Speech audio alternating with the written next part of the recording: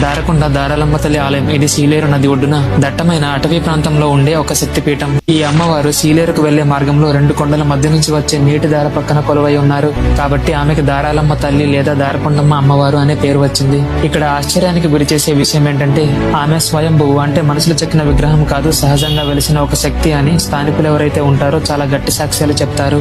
నర్సీపట్నం నుంచి సీలేరు చింతపల్లి వెళ్లే ఘాట్ రోడ్ చాలా ప్రమాదకరమైన మలుపులతో ఉంటుంది.